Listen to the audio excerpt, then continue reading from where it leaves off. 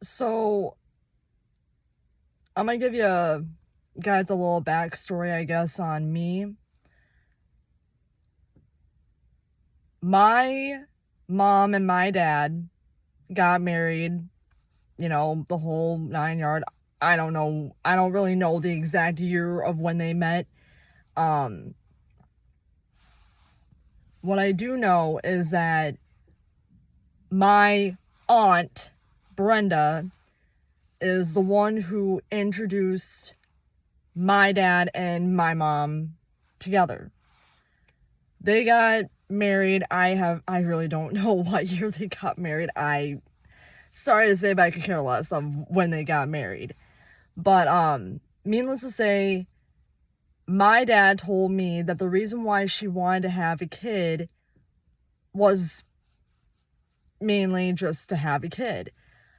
My dad's reason of why he allowed her to have a kid is to teach her responsibility, because she did not have any sense of what responsibility really meant. Like what it meant to pay your bills, buy groceries, responsible stuff.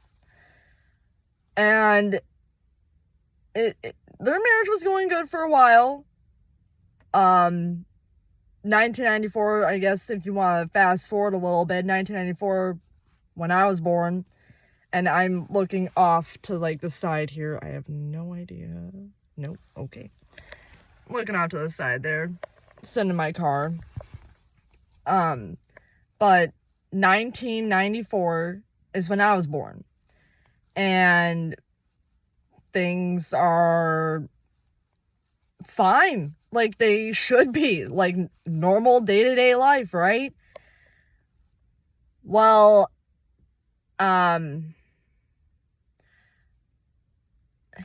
it didn't go that way for so long. My dad ended up having a tumor in his stomach, and they couldn't find it for a while. It took a while for them to finally do an ultrasound and then go, oh, hey, that's not supposed to be in there. We gotta get that out. Let's get that out. And by the way, like, at least that big of a tumor is what they took out of my dad. He was on the operating table, and I had not just even hit 1 year old yet. I was still a baby. And,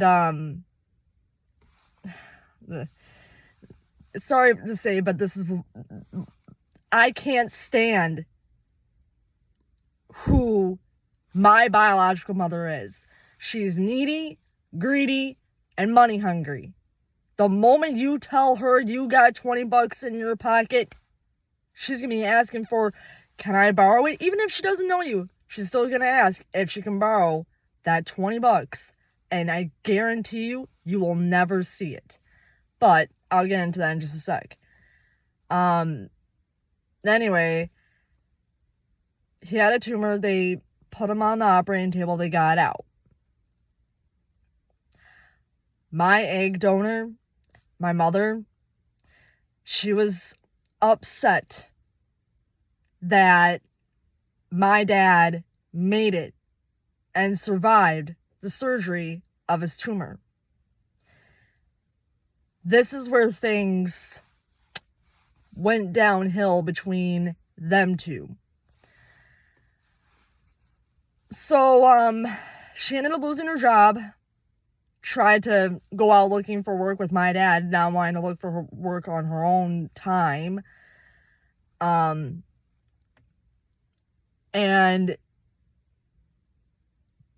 when I guess you can say fast forward to the age of 3 years old. At age 3, I want to say 3.5, she decided to come up to my dad, and ask him if she could have $20 to go out to go drinking with her friends. Not caring that I'm there. She wants to go out and do her own thing. And my dad had asked, why do you want 20 bucks? Her response was, well, I want to go out drinking with my friends. My dad's response was, well, okay, you can go ahead and go out drinking with your friends, but I'm not giving you 20 bucks. What was her reaction to that? Packed up her clothes and left. Then came back, took the car that both her and my dad had bought, leaving us stranded.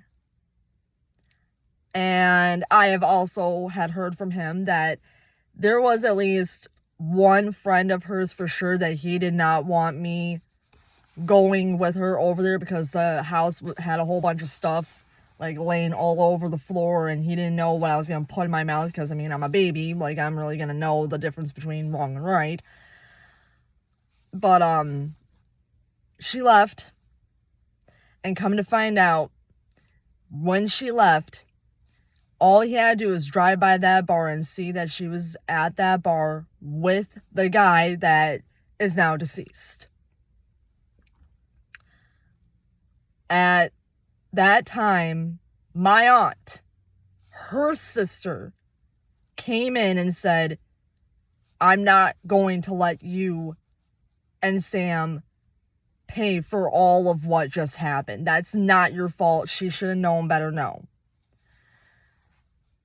She stepped up to help me and my dad while I was growing up. And she was there for a lot. Everything from my sweet 16 to now. And, now, the only reason I'm crying is because it's so sad and yet so disgusting, but true. And, when I went to go live with my aunt for 1 year, is when he ended up finding a place. My aunt helped put a deposit down to help me and him, and that was at the age of 5. At the age of 5 is when I went to go back to living with my best friend, my hero, my dad. And it was the best decision that could have ever happened to me, because we still say to this day, I wouldn't be who I am today, and I would not be talking to you guys right now explaining what I dealt with when I was a kid and why I am the way I am nowadays. But my dad has taught me a very, very, very, very special life lesson. You can't always cry over spilt milk. It's up to you on how you make the best out of your life and your memories and what you do with your own self. That was a very good life lesson because I'm learning that as an adult now. Now I am 28 years old. I did try to give my egg donor a chance to be back in my life to explain her side, and all I can say is that up until I was 23, 24, I want to say right around 25, maybe 26 years old is when I said, you're too demanding, you're too greedy, you're too money hungry, I cannot deal with you. By demanding, I mean that if she calls me, like right now, I'd have to stop this video, listen to whatever she needs to say, hang up, and then I get to go on with my day. That is the kind of person she is.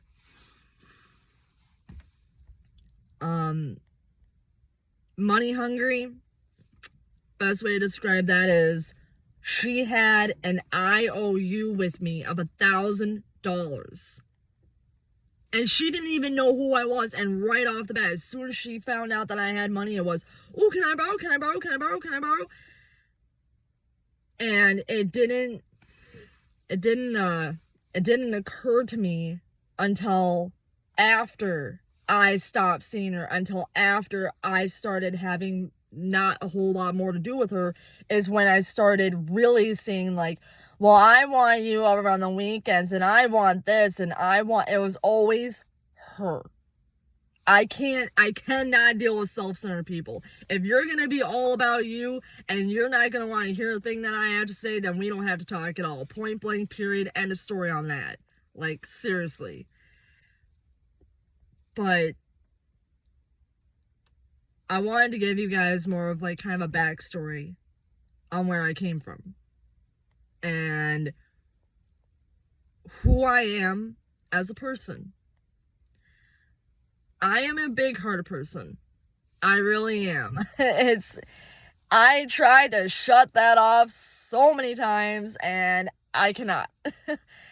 By a big-hearted person, I mean that even if I am extremely mad at you and you're wanting something, I'm gonna go ahead and end up getting it for you. Because that's just how I am. One moment.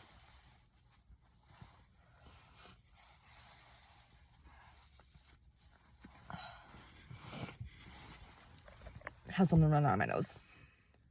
But yeah, I'm a very big heart person, and it doesn't always work out for me in the end sometimes.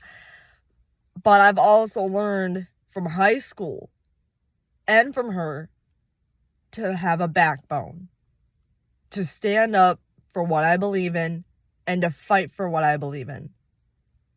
And if you do me wrong, I'm going to point out all the facts, and I'm going to throw them right into your face and let you know what you have done.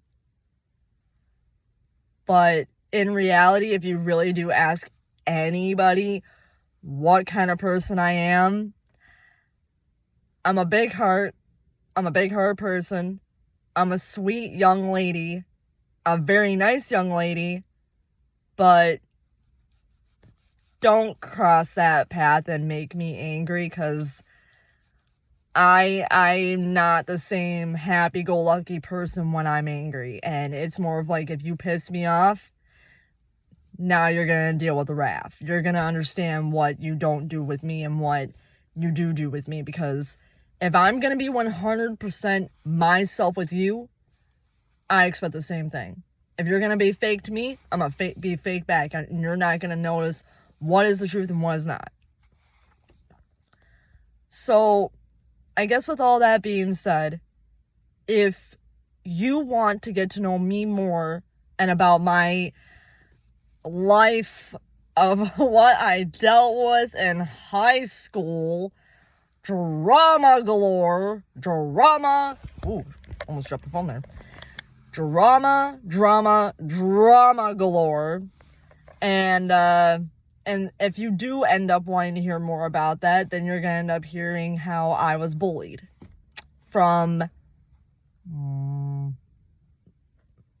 and 10th grade, but it kind of more or less started in 7th grade. But if you want to get to know me more, leave a comment on this video. Ask me any kind of question you would like, and I'll put it all in one video. And yeah. So have a great day. Hope you enjoyed this video. And if you have any questions about wanting to get to know me more and you want me to put in the video, leave a comment on this video, and I'll see you guys soon. Bye.